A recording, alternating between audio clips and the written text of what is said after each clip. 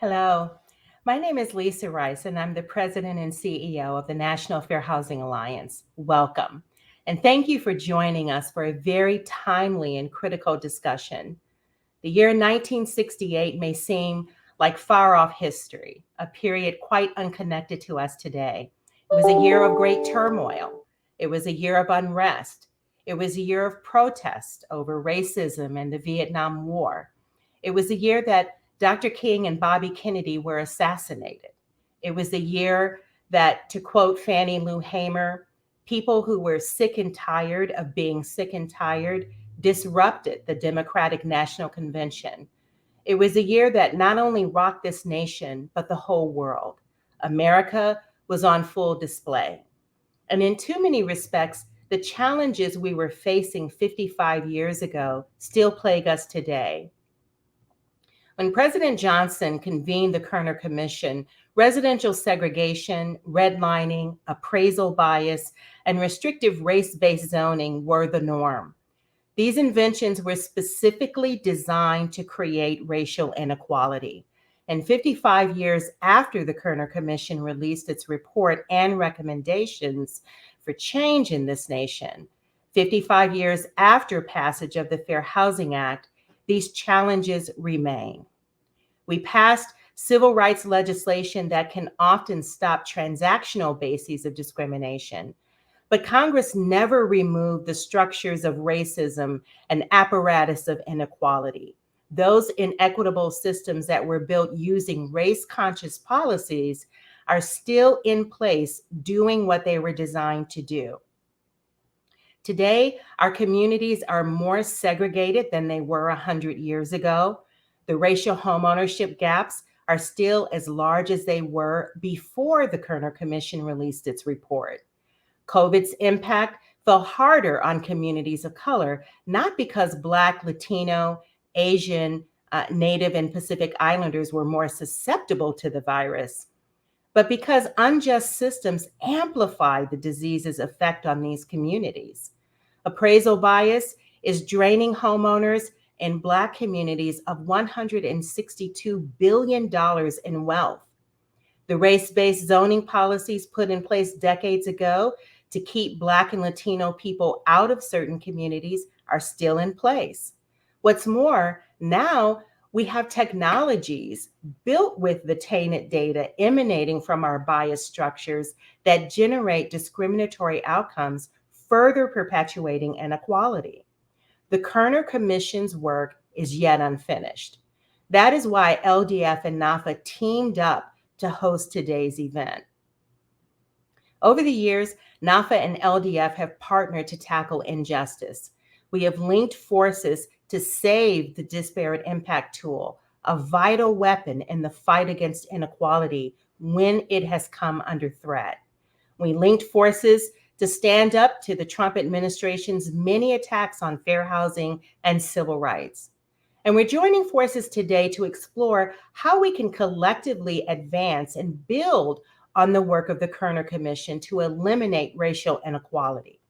Studies show that eliminating racial inequality against Black people alone would increase the US GDP by $5 trillion over a 5-year period, grow our economy, and make our nation more productive and competitive. So addressing the issues identified in the Kerner Commission report aren't just important for improving the lives of individuals, it's important for improving our communities and our nation. I want to thank this wonderful panel of esteemed experts that you'll hear from today for joining us. And I want to particularly thank the phenomenal woman who is the next voice you will hear, Janae Nelson, President and General Counsel of the Legal Defense Fund, and the whole LDF family for their partnership through the years, and for also always joining forces with us at the National Fair Housing Alliance to dismantle racism. Thank you so much, Lisa, for that wonderful introduction and for setting the table for this important conversation. Many thanks to all of you for joining us for this discussion on dismantling racism as we commemorate the 55th anniversary of the Kerner Commission report. That report was one of the most robust attempts in the history of the United States to date to force a reckoning with its ignominious origins of anti-Black racial subjugation and its ongoing effects. We are so pleased to host this event with the National Fair Housing Alliance, which, as Lisa noted, has been a critical partner in our work to end housing discrimination, to further fair housing initiatives, and to strengthen Black communities. We are grateful to Lisa and the National Fair Housing Alliance staff, and of course, to the esteemed panelists that have gathered here for this discussion, and all of you for your questions and your participation. When LDF was founded in 1940 by Thurgood Marshall, this country's aspirations for equality and due process of law were directly stifled by widespread state-sponsored racial inequality in every area of life. As the oldest civil rights law organization, LDF's mission has always been to transform that reality, to achieve racial justice, equality, and an inclusive society. And while state-sponsored segregation was ruled unlawful in 1954 in Brown versus Board of Education, racial discrimination perpetuated through government policy persists today. And in 1968, the Kerner Commission harnessed data to inform and ultimately shift the narrative concerning the root causes of the many uprisings that engulfed cities across the country in that year. And it revealed how systemic racism made and continues to make this country less prosperous, less just, and less safe. Since that time, LDF has continued to challenge public and private policies and practices that deny Black Americans equal employment, healthcare, and other opportunities to thrive. We fought to address unconstitutional and racially discriminatory law enforcement conduct, and many of this work includes the partnership with NAFA. We have investigated and challenged source of income discrimination and appraisal bias. We are working to re-envision public safety by creating data-informed frameworks that invest in Black communities and reduce violence. And we're pushing back against renewed attacks on Black political power, from challenging redistricting in Alabama in a case before the Supreme Court, to pushing back against efforts to strip power from largely Black cities and Black legislators in places like Mississippi and Tennessee and Washington, D.C. And I say all of this because these are many of the ills identified in the Kerner Commission report 55 years ago. And we have continued during that time to use litigation, organizing, policy advocacy to challenge these laws and these tools of racism. Importantly, milestones like this allow us to critically examine our progress or lack thereof. And they force us to chart a more intentional and precise path forward. And the need for that critical examination could not be more acute in this moment. Many of us are aware of the oft-quoted text from the Kerner Commission report that is a searing indictment of our society, that our nation is moving toward two societies, one Black, one white, separate and unequal. But I'm reminded of another passage of the report that encapsulates the depth of the threat we face if we continue to allow the warnings in the report to go unheeded. And equally important, it provides the inspiration needed to face it head on. That passage says, discrimination and segregation have long permeated much of American life. They now threaten the future of every American. This deepening racial division is not inevitable. The movement apart can be reversed. Choice is still possible. Our principal task is to define that choice and to press for a national resolution to pursue our present course will involve continuing polarization of the American community and ultimately the destruction of basic democratic values. We are witnessing that destruction of democratic values today. And to lead us in a discussion of what a national resolution looks like, we have a distinguished group of panelists who will discuss the importance of the Kerner Commission report and the unfinished business to address systemic issues that it identified. Dr. Jelani Cobb is a professor and dean of the Columbia University Journalism School and has been a staff writer at The New Yorker since 2015. He received a Peabody Award for his 2020 PBS Frontline film, Whose Vote Counts, and was a finalist for the Pulitzer Prize in Commentary in 2018. He is the author and editor of several books, including one that is at the center of this discussion, the Essential Kerner Commission Report. Derek Hamilton is the Henry Cohen Professor of Economics and Urban Policy and founding director of the Institute on Race, Power, and Political Economy at the New School. He has been involved in crafting policy proposals that have inspired legislative proposals at the federal, state, and local levels, including baby bonds, guaranteed income, and federal job guarantees. Damon Hewitt is the president and executive director of the Lawyers Committee for Civil Rights Under Law. Prior to joining the Lawyers Committee, Damon served as the executive director of the Executives Alliance for Boys and Men of Color and a senior advisor at the Open Society Foundations, and was an attorney here at LDF for a decade. Elizabeth Hinton is an associate professor at the Department of History and the Department of African American Studies at Yale University and a professor of law at Yale Law School. She's written several books, including From the War on Poverty to the War on Crime, The Making of Mass Incarceration in America, and America on Fire, The Untold History of Police Violence and Black Rebellion since the 1960s. Finally, last but not least, Richard Rothstein is a distinguished fellow at the Economic Policy Institute, where he contributes to EPI's Working Economics blog and a senior fellow emeritus of LDF's Thurgood Marshall Institute. He is the author of Color of Law, A Forgotten History of How Our Government Segregated America, and his latest book with his daughter, Just Action, How to Challenge Segregation Enacted Under Color of Law. Let the conversation begin. Thank you, Janae. We're really excited to get into this conversation about this crucial and important subject matter, recognizing the 55th anniversary of the Kerner Commission report. In the summer of 1967, police officers in Newark pulled over a cab driver by the name of John Smith on July 12th. Their ensuing actions, which involved pulling Mr. Smith from the vehicle, beating him in full view of the public, and then throwing him into a police vehicle and taking him to a precinct, set off like kindling tensions that had been growing in the city of Newark.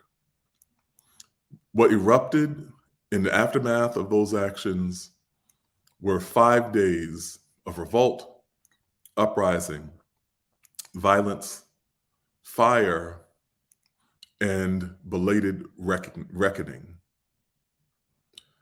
10 days later, the city of Detroit ignited in a similar display for similar reasons. In the midst of this, a senator from Oklahoma by the name of Fred Harris had begun proposing a national commission to look at the origins of what they had conveniently, bureaucratically been referred to as civil disturbances. The Lyndon B. Johnson administration took Senator Harris up on his idea, and President Lyndon Johnson created a commission which was chaired by then Illinois Governor Otto Kerner, with the objective of examining the roots of the uprisings that were taking place across the United States. The commission, which consisted of 11 people, bipartisan, members of the Senate, of the House, also representation from labor and corporate interests, as well as activists in other constituencies. It's overwhelmingly white. 9 of the 11 members were white. 10 of the 11 members were male. None of the commission members were Black and female. The work began amid some degree of skepticism. The idea is that when you don't want to solve a problem in Washington, D.C., or when you want to kick the can down the road, you simply create a commission which convenes and works in solitude until people forget about the problem. There's widespread skepticism about whether anything would come from this exercise. Kenneth Clark, the trailblazing psychologist, who along with his wife, Mamie Clark, was responsible for the doll test that was the centerpiece of the Brown versus Board of Education decision, spoke clearly, and said he didn't think that much would come of this exercise.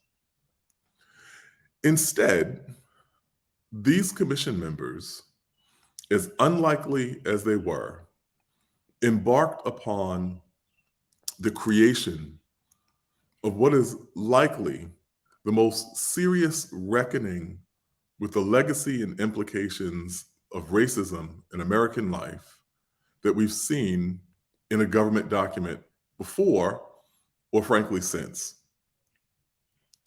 The commission's work, which began amidst the flames erupting in American cities, moved backward into history and laterally out into the interconnected ways in which these communities had been marginalized.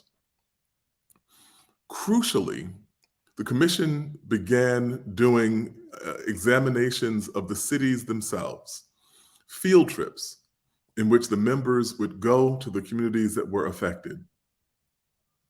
And soon came to understand that what had been categorized as a problem of policing was in fact a problem that affected every single institution that was involved in what they would have called then the parlance of that time, the ghetto. The sweeping report and the sweeping recommendations of the Kerner Commission point us in a direction toward a more equitable, freer, and ultimately more democratic society. Issued in 1968, just weeks before the assassination of Martin Luther King, and another wave of fiery reckoning in American cities and in American streets, the report exists as a kind of reference point for the roads not taken. In subsequent years, we have seen those kinds of reactions to the same sorts of institutional failures repeat like a Freudian nightmare, which is to say, something that happens again and again and again until the underlying conflict is resolved. We're fortunate to have with us a distinguished panel that will help us get some clarity around the significance of the Kerner Commission and the relevance of its insights in the contemporary landscape of race and inequality in American society. We can jump into this now. We have, you've already heard their introductions. We have with us Richard Rothstein, Elizabeth Hinton, Derek Hamilton, and Damon Hewitt.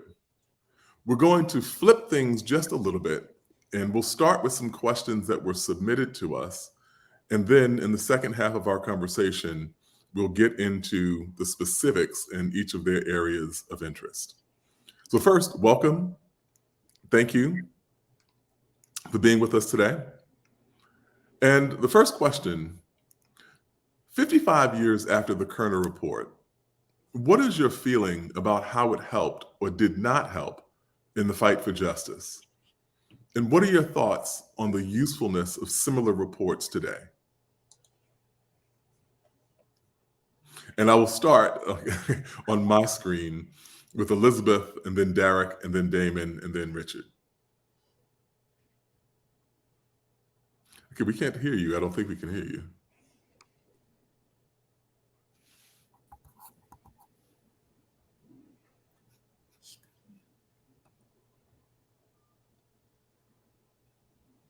We don't have audio.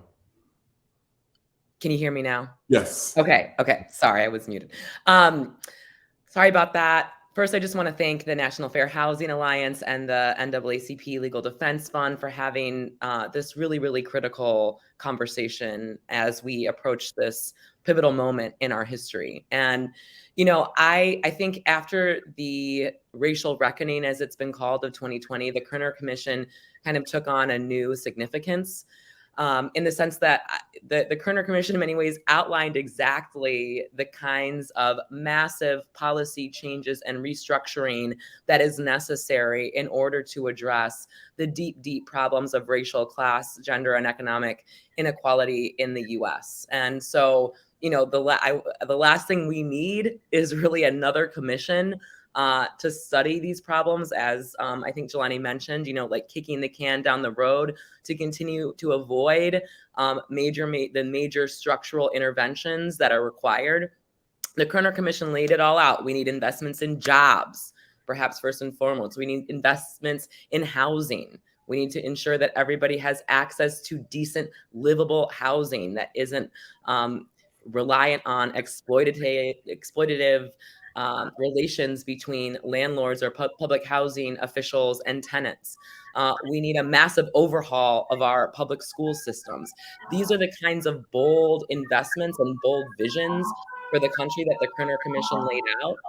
And we don't need another commission to tell us that, because in the absence of these major necessary and required structural changes, we're still very much living with the same socioeconomic inequalities that led to the urban unrest or the urban rebellions of the 60s and 70s, and continued racial injustice in our own time. So I think, as you said, Jelani, that the commission report is a roadmap for us. Derek, you're muted too.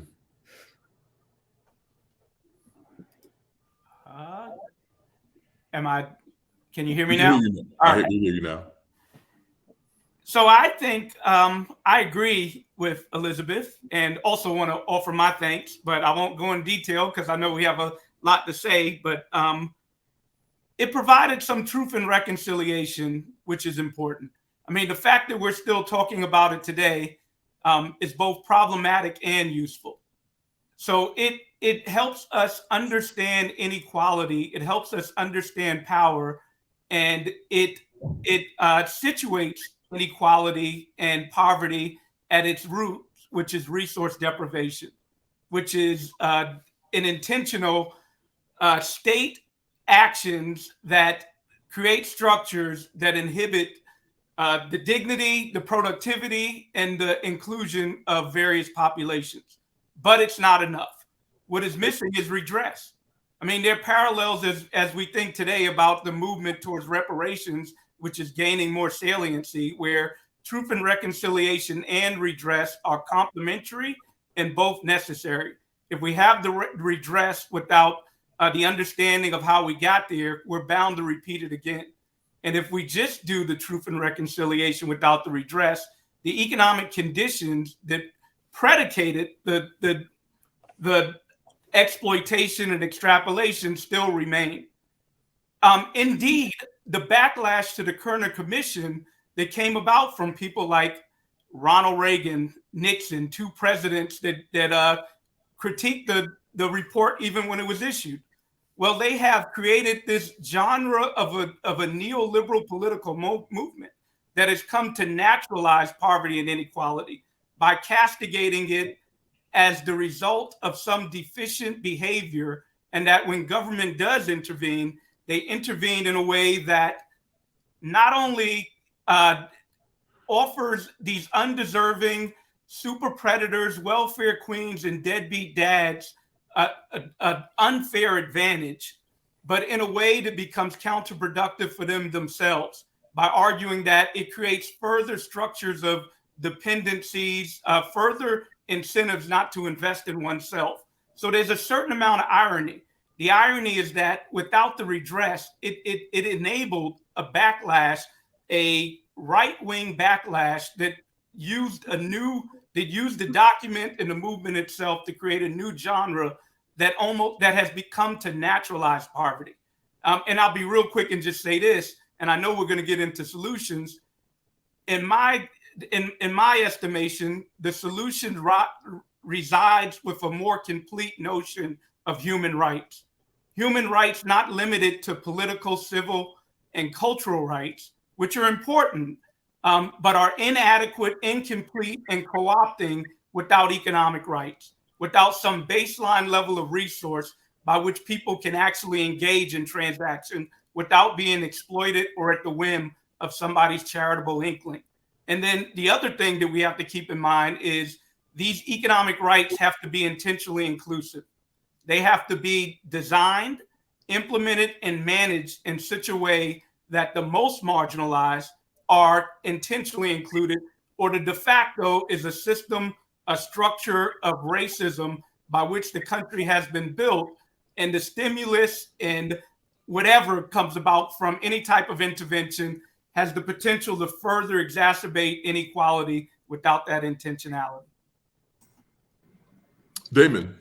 Thank you, Jelani, and thanks so much again to NAFA and Lisa Rice and LDF and Janae and colleagues and all of those who are assembled today in the audience. So, I have mixed feelings about the Kerner Commission report. From everything you laid out, Jelani, from the composition of the commission itself to perhaps most substantively, the notion that at its core, the genesis of the report was really about a problem statement, a problem to be solved. And I won't say there's nothing useful. There's certainly many useful pieces, and I'll talk about a couple of those, at least at a high level in a minute. But this notion that the Negro, the Black person, or the Black person's behavior is the reason for the report, the problem to be solved. The Black people as a problem statement gives me significant pause. And that type of entry point certainly colors and skews what the substance could be and was, and certainly what the recommendations were, and of course the uptake. So we're in this ironic position of defending what's good about the report, because there was a lot of good there, but also critiquing it as well. And I guess that is our mission as cause lawyers, as racial justice advocates, to do just that. So that is an issue. So I also think I'm struck by what Derek said about truth and reconciliation. There certainly was, I think, an obsession with the reconciliation. I think the good part of the truth was some grounding in historical context, which is really helpful. So many times in this country, we look at history backwards from what happened just now and work our way backwards instead of understanding what got us to this point in a fair, accurate, and truthful way. That's the very battle we're facing, frankly, with K-12 curriculum right now, under the guise of attacks on critical race theory, which most K-12 curriculum is not. It's a far cry, as we know, from critical race theory.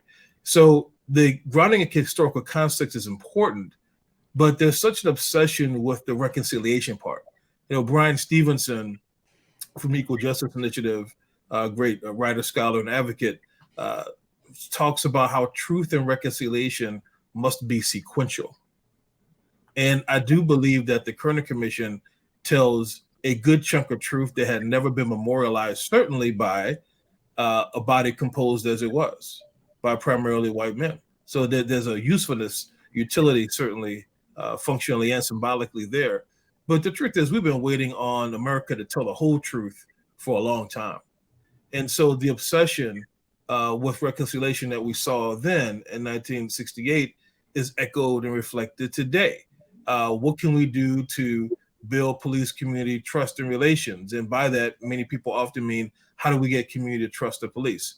In fact, what we need to focus on is how do we get police to trust the community and not, unnecessarily harm, injure, kill, and target us.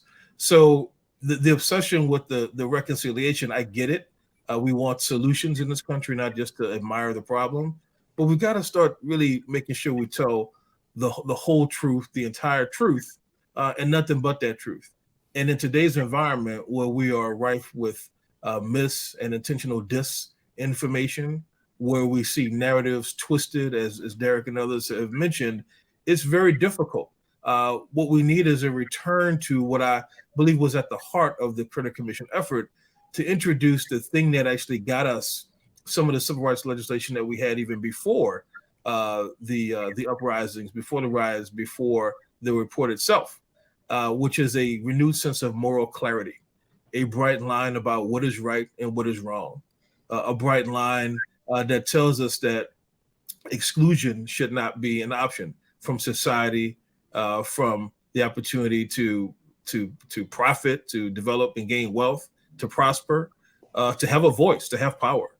That's the bright line that we need. And finally, I would say that I agree with Elizabeth Hinton that we don't need another report to tell us these things. I do think when properly leveraged, the reports are reminders. I would love that just the way you have, whether it be a law review article or an academic piece or a piece for public consumption, a lot of it is the research. And law review articles, a lot of it is the footnotes.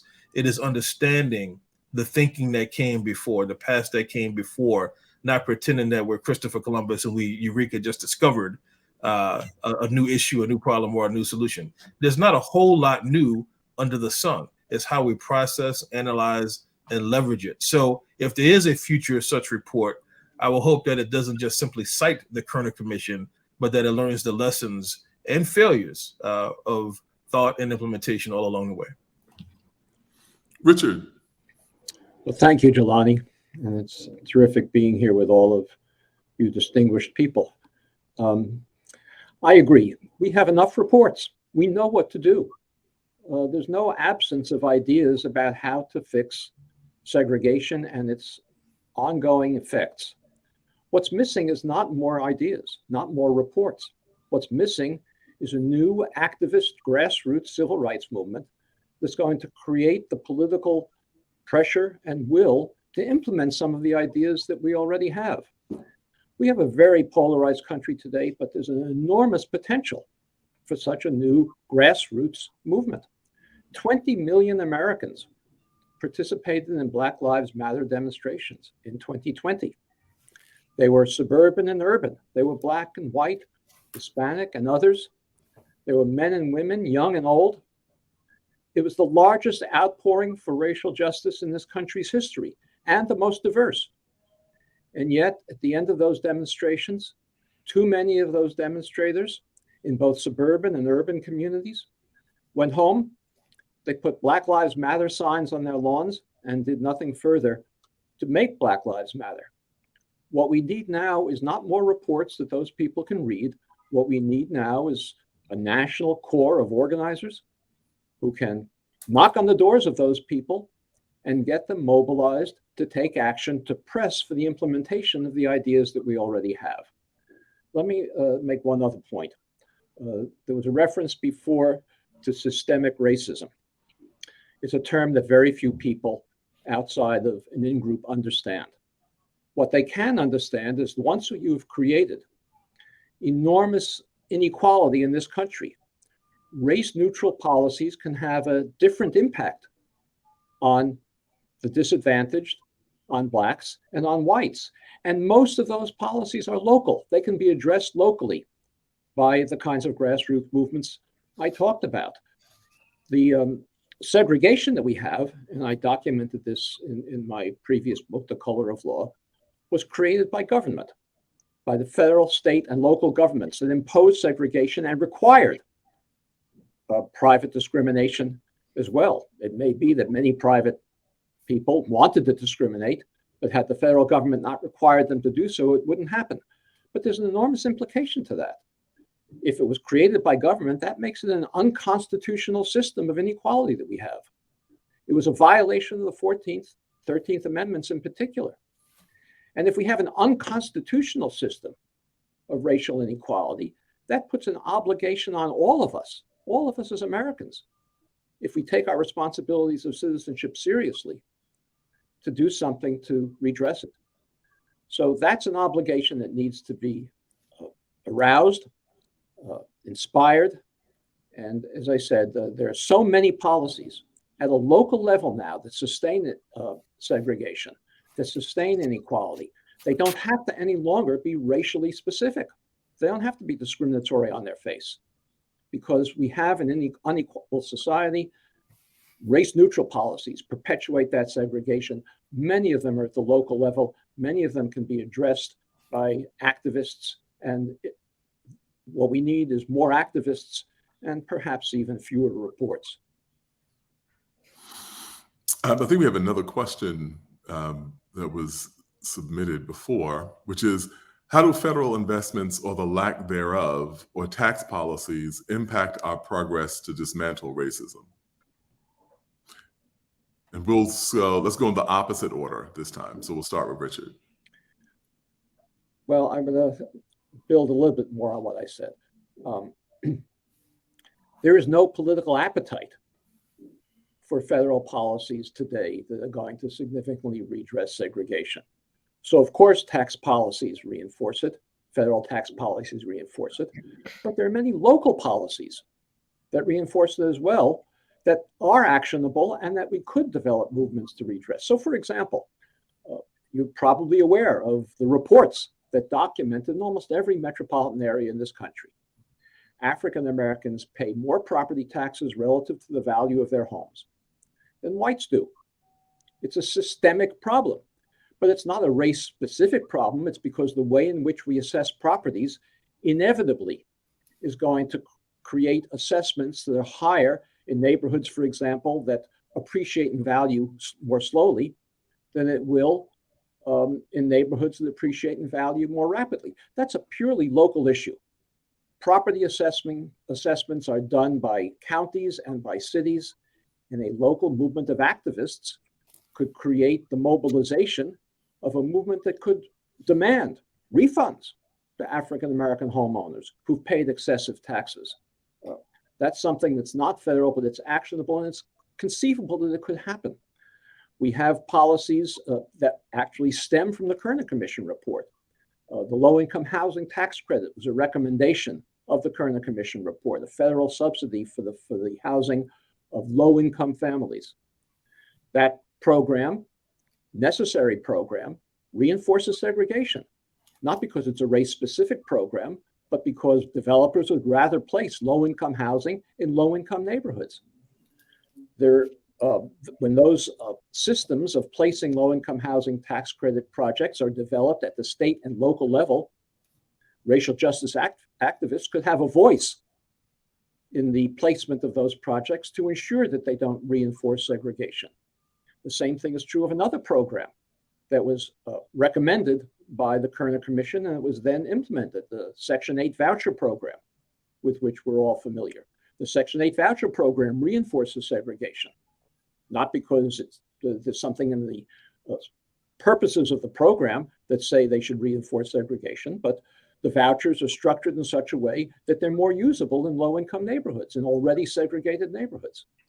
That's something that can be addressed at the local level. These vouchers are administered by local public housing authorities. We're not going to get a federal mandate that requires a different way of assigning these voucher opportunities, but it can be done locally. There are many communities now, well, not many, there are some communities now that provide higher vouchers, higher voucher amounts if people use them in higher opportunity communities, but public housing authorities don't want to implement that opportunity, and they won't do it without public pressure, without a movement, a grassroots movement that's going to demand that it happen. So those are the kinds of things that we can do at a local level in the absence of political will at the federal level to do something about it. And anyone else who wants to weigh in, like Derek, I assume you want to jump in on this. Yeah, because I disagree with Richard on a few things. One is the notion of race neutrality. There's no such thing in America. From our origins, we've been grounded in race stratification. So also the issue of segregation, I think it's more an issue of resource deprivation as opposed to segregation. It happens that the predominantly white neighborhoods tend to have greater resources than predominantly black neighborhood. But there's nothing economic about putting a black person next to a white person that's going to lead to their development. In fact, it could create some hostility. We as a society may like the aesthetic of integration, and that's fine, and we should invest in it. But we should be clear in understanding why there is inequality and poverty. And again, there's nothing magical about a Black person being next to a white person. And then the issue with race in general, not only. Well, Derek, let me ask a quick follow-up question to that. Sure. Yeah. Isn't the logic of integration simply, maybe not the kind of universal humanistic idea of brotherhood and sisterhood and one big human family, but a more cynical kind of idea that by simply putting Black people and white people in closer proximity, it becomes harder to institutionally discriminate against Black people? That those problems that you would direct at one population are much harder to implement when that population is in fact heterogeneous. Yeah, I mean, actually, I don't think that's practically true. I mean, we see it in our school systems where we get apartheid-like structures in integrated schools. The black kids get assigned to the remedial classes, and the white kids get assigned to the advanced placement classes. Again, I'm supportive of the aesthetic of an integrated society. And we may try to promote it in various ways. But as it relates to notions of why racism exists, it is more weaponized as opposed to ignorance. There's nothing magical about putting two groups together that will lead to enlightenment. I think there's public policy that we can do that can lead to greater enlightenment. Basically, diminish the value associated with white supremacy, diminish the value associated with the property rights and whiteness, lead to less despair overall in society. Fascism becomes more popular the greater the despair and inequality that exists in society. So an economic rights framework provides some of the tools to defang some of the venom associated with white supremacy, in my estimation. But a couple of other points to make about what Richard said. We know that at every level of income, Black people are more likely to be audited than white people. It's not just simply an issue of concentration of class. It has to do with Black people have less, not only economic power, but political power. Black people also are just marginalized because of their identity. It is naive if we don't recognize that every single structure and policy in America includes both economic, political, and identity group stratification aspects. The ability to pass certain policies result from how we define people as deserving or undeserving, and that's grounded in racism. So to answer the question about the tax code, that is our most potent physical tool we have. So I love the question. I think that on the progressive side, we pay a lot of attention to agencies like HUD, like Health and Human Services, like the Department of Labor, which are all valuable. But the real action in terms of economic inclusion is at Treasury. That the tax code is well beyond revenue collection. It is the tool by which we decide who the winners and losers are in society. A tax cut is the same thing as a tax subsidy on a federal ledger. We get to choose how resources are distributed. And we've seen precedents. As a result of this pandemic, a silver lining, the IRS was capable of sending money directly to the American people in a very expedient, efficient way that saved us from a Great Depression. So I think the lesson here is when we look at the tax code, we should have a bullseye on Treasury, and we should think about that as the mechanism by which we can have the type of policies that Elizabeth, Damon, and Richard have been advocating for, a more inclusive society. Liz, did you want to? Mm-hmm. Yeah, just a couple of things. So on the tax issue, this is something that I actually argued in my conclusion to America on Fire. If we think about the unfair tax system in the US in the context of defund, we don't have to defund anything. We can just tax the rich and tax corporations their fair share and redistribute the wealth that they have been appropriating and extracting from everyone else from themselves, to begin to imagine some of the very policies that the Kerner Commission laid out and to begin the necessary redistribution. I think with that, and who would kind of oversee that distribution, of course, is the federal government. And I want to address that part of the question too, because I agree with Richard that, local struggles are really, really key. But historically, we've seen the kind of precarious role that the federal government has played in terms of issues for racial justice. So every kind of like major advancement for racial justice in this country has been the result of federal intervention, with the abolition of slavery, the Reconstruction Amendments, a century later, the enactment of the Civil Rights Act, the Voting Rights Act, and of course, going back to the 1950s with Brown v. Board, which the LDF was so instrumental in. That has all been the result of federal leadership and federal action. Part of the problem is, as W.E.B. Du Bois brilliantly pointed out in Black Reconstruction, is that those federal interventions always stop short of economic enfranchisement.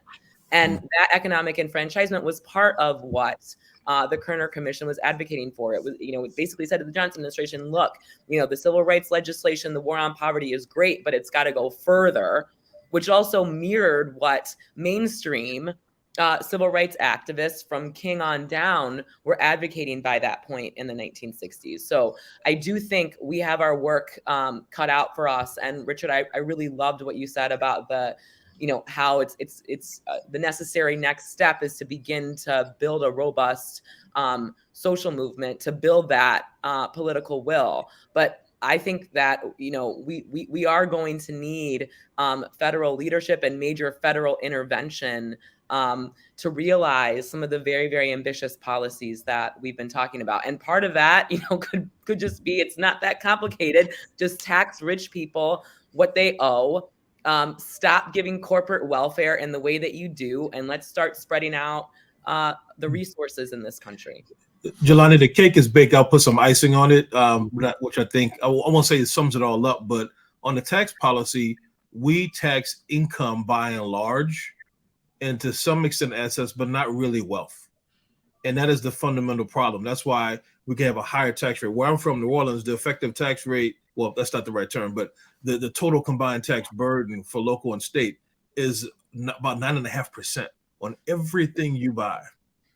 Wow. In Orleans Parish in New Orleans, Louisiana, which is a majority Black, city, which is not overall a poor city, but there's a lot of poor, impoverished folks. We don't have a lot of money. And so we're taxing the wrong thing. We're also investing in the wrong thing. After Hurricane Katrina, one of the cases I had the privilege to litigate when I was still at LDF was a case about housing recovery. Most of the community development block grant money to Louisiana went not to people who were renters, who are the majority of residents in the city, not to the 1/3 of Black people who had no access to a vehicle and couldn't get out before the storm, but to homeowners. Now, there are a lot of Black homeowners, but even that provision had a discriminatory formula because your grant to recover was based either on the cost to repair the damage or the pre-storm market value of your house. So the investment was made, most of the money, a majority of money went to those who had higher market values. You can have an identical house in a white neighborhood and a Black neighborhood that has very different market values because guess what? The market discriminates. Same type of house, same damage, same cost to repair, but the market says the house in the white neighborhood is worth more. So that's the way I try to connect what I'm hearing from, in particular, Derek and Richard, and also Elizabeth, because it's about how we are taxing where the money is coming from, but also what investments are we actually making. And there's ways in which it's all bound up with race in place, although there is no silver bullet single solution. I want to get into some specific questions around your particular areas of expertise, but I have to ask. I know we're being mindful of our time here. You all have brilliance and vast amounts of knowledge on this, but I have to ask you to be fairly succinct, despite these big questions. But Liz, I wonder if you could talk a little bit about the role of militarization of the police in the timeline that we've seen. Obviously, Kerner marked a wildly candid assessment of policing when you consider where we have gone from there. The language and conversation around policing was much more open and critical in 1968 than I think in subsequent years. especially in the form of kind of government dialogue about it. And so I wonder if you could talk particularly about the role of militarization of the police and the way it is implicated in the issues that we see lingering from Kerner to now. So here we get into some of the more problematic aspects of the Kerner Commission report that I really appreciate Damon, just calling out and bringing our attention to. I'm going to try to be brief on this. But, one of the things that's true about the Kerner Commission and many other, what they were called during the 60s and 70s, like state and local human relations commissions that would identify the causes and offer solutions after there was a rebellion, an incident of community violence in response to police violence during this period. And they'd always, just like the Kerner Commission, point out all of the socioeconomic underlying root causes and then make some suggestions to improve police community relations. And the only thing that gets implemented, and this is true of part of the Kerner Commission report, are the policing initiatives, not the socioeconomic. It's always continuing to manage these larger problems with policing and with surveillance and with incarceration.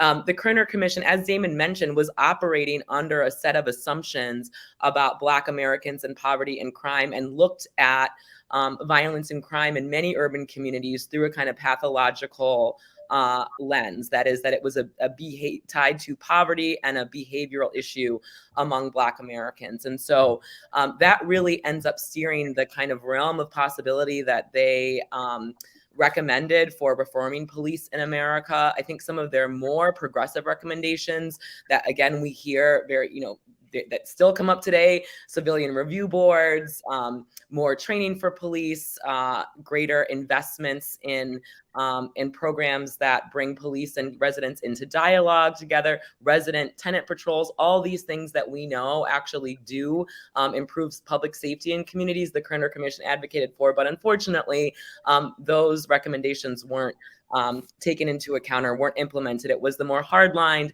recommendations, increasing police officers in certain areas, developing tactical patrols, the kind of seeds of the units that we saw unleashing deadly, horrific violence on Tyree Nichols in Memphis. That is the Scorpion unit. These kind of tactical units the Kerner Commission recommended. And I think one of the really, really good examples of the way that the Kerner Commission advocated for a militarized or increasingly militarizing local law enforcement through a kind of progressive lens is through its advocacy for tear gas. The Kerner Commission looked at what happened in Newark and Detroit and saw that basically, the police and National Guard were shooting indiscriminately at Black residents. The implication, in these cities with high death tolls, I think some 43 people died in Detroit, was that, the residents themselves, Black residents, were acting in an aggressive way towards the police, and the police were defending themselves. Again, the way that police continue to have a monopoly on violence today, and often these incidents are discussed in our current climate. But in fact, these officers were scared and were just shooting off their guns, and people died because of it. So the Kerner Commission said we need, a non-lethal weapon for police to be able to use during these moments of unrest, and suggested tear gas, which of course had been used in Selma and other places earlier in the 1960s. But as a result of the Kerner Commission's recommendations, tear gas has really become the go-to for crowd control, not just in the US, but around the world in the decades since. And we saw how tear gas and other, non-lethal weapons, rubber bullets, bean bags, pepper spray, were just horrifically deployed against completely non-violent protesters in 2020. So, that's an example of how something that is seen as a progressive or liberal reform actually can exacerbate the problem and take on really, really insidious practices as it's implemented. And, that is another legacy of the Kerner Commission. So, Derek, I wonder if you could talk a little bit about how this wealth inequality factors into this, and also about your ideas around baby bonds and federal job guarantees. Yeah, wealth is a critical ingredient for people's productive capacities, we think about wealth as an outcome, but its essence is functional, what it can do for you, the input that it provides people. I think in general, one thing that we're missing is a North Star conception of freedom and justice. I think that there is a built-up conservative view of what freedom and justice is, and what's absent from it is the conceptions of economic rights. Again, to be somewhat redundant, thinking about political, civil, and cultural rights in the absence of economic rights leaves people vulnerable. And that ties into wealth, because wealth is a paramount indicator of economic well-being. So we may ask, if that seems so obvious that people need some resources, that people need healthcare, that people need schooling, that people need housing, that people need food, that people need free mobility throughout society without the threat of harm or detention at the hands of a state-sanctioned terror. If these are all rights that we all think are reasonable and people should have in a well-functioning society, we should ask the second question, well, what is inhibiting that? And there lies race. Why is it that we can have a structure over the last 55 years since the release of the Kerner Commission that America has grown increasingly concentrated in both political and economic power at the top? How has that been able to take place in a democracy? Well, race is the answer. Race is the answer. The ability to offer a dominant political group some relative status. In other words, racism isn't just some irrational bigotry, but rather it is a weapon. It is a strategic tool that can be used to offer some individuals, some groups of individuals, relative status. And we need, as it was pointed out by our colleagues, a new definition of how we define value.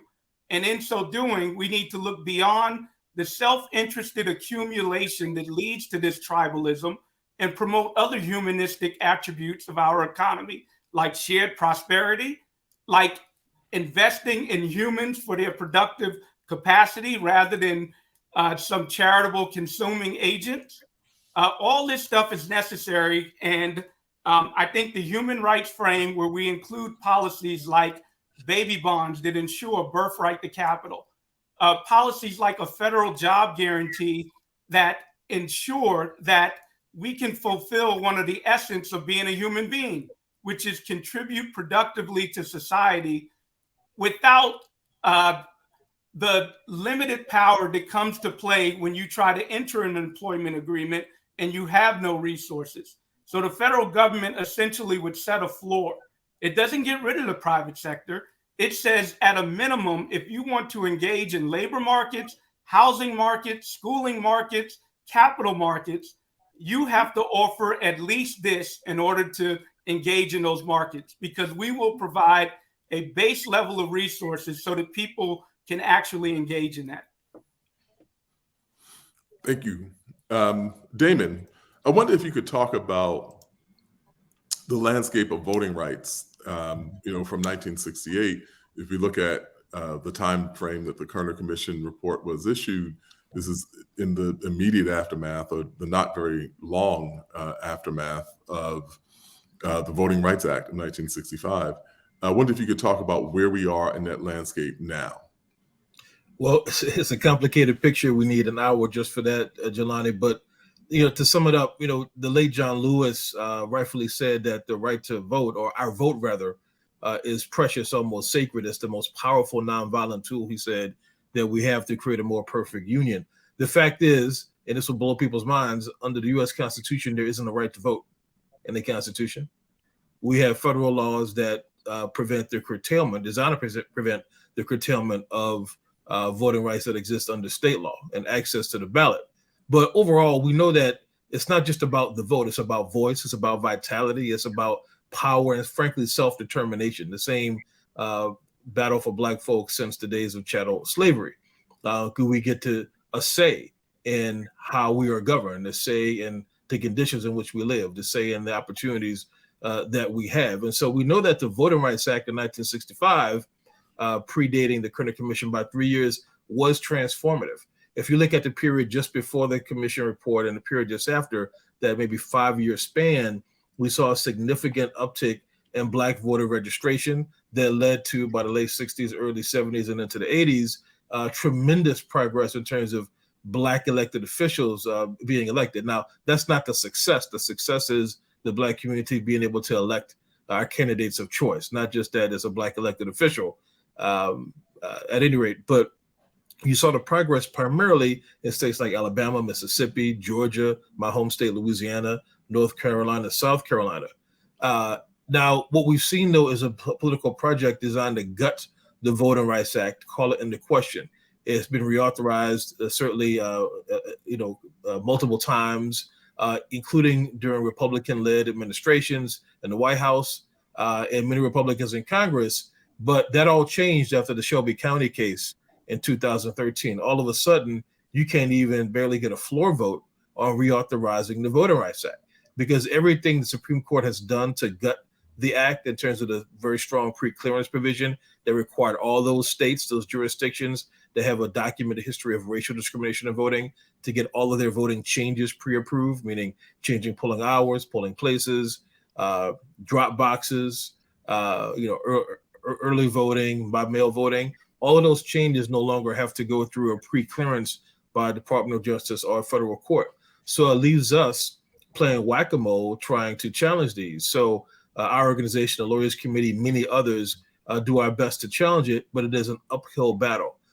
The irony is the same mechanisms that were banned before Shelby County all of a sudden become legal, potentially, at least presumptively under the eyes of the law, right? That's not how we see it, but that's how many jurisdictions are moving. And so it doesn't change the political reality for Black people and political power on the ground. So the battle we're facing is a fast avalanche of backsliding based upon decades long of chipping away at the foundation and trying to create, frankly, that avalanche of backslide. We're seeing, of course, as many of us know, in 2020 and 2021, many state legislatures adopt new restrictions on voting that make it harder for everyone to vote, but specifically targeting the newer means that Black voters have been using. Before the pandemic, Black folks in the South especially didn't typically vote by mail. We went to the polls. That's how you get souls to the polls on Sundays and what have you. Or on the last Sunday before an election is the typical time when the politicians come to your church. But folks started voting the way they felt safe. Absentee voting, drop boxes, mail voting, no excuse, what have you. Those means are now being targeted. So I look at this as a kind of a continuum. As long as there have been elections in this country, there's been racial discrimination in voting, and for a long time, gender discrimination as well. So the battle is never one where there's a natural resting or landing place. The political project of anti-Black racism requires constant vigilance. And so the battlefront of voting rights and exercising and garnering political power will certainly continue to be salient. The Supreme Court is poised to do even more damage this term. I know we don't have time to go into detail, but suffice it to say that everything that people knew and took for granted, even just a few years ago, is at risk in terms of how well we can protect the right to vote, which again is not even in the Constitution as an absolute affirmative right. Richard, I wondered if you could talk a little bit about your most recent book, Just Action, and the ways in which people can address and remedy housing discrimination and segregation. Sure, I've referred to some of it already. Let me just say, I agree, of course, that nobody can disagree that a federal progressive tax system would have transformative effects, that there are many things that can be done at the federal level, but we're so deeply polarized, and the polarization is exaggerated by gerrymandering, that holding hope out for federal policy is a way to ensure that nothing will happen positively in the short run, and certainly within my lifetime, and maybe even in some of yours. But there's so much that can be done locally, and that's what the new book that you referred to, Just Action, describes. For example, if we succeed in policies that improve the resources in existing African American neighborhoods, the kinds of things that some of you have referred to. It is inevitable that as the neighborhoods become better resourced, they will cease to be exclusively African American.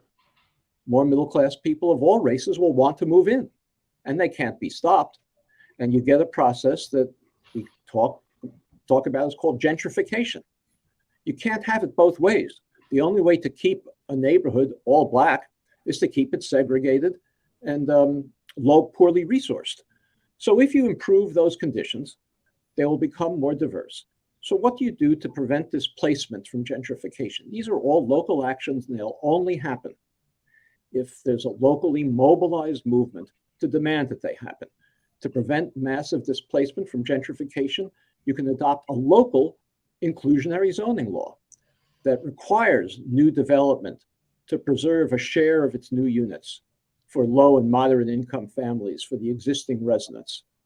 You can have a program to finance land trusts that hold nonprofit groups that hold ownership to the land, but that build affordable, maybe single family homes even on the land, so that they're affordable to existing residents, to African Americans who live there already, affordable because the price of the land is no longer incorporated into the price of the house.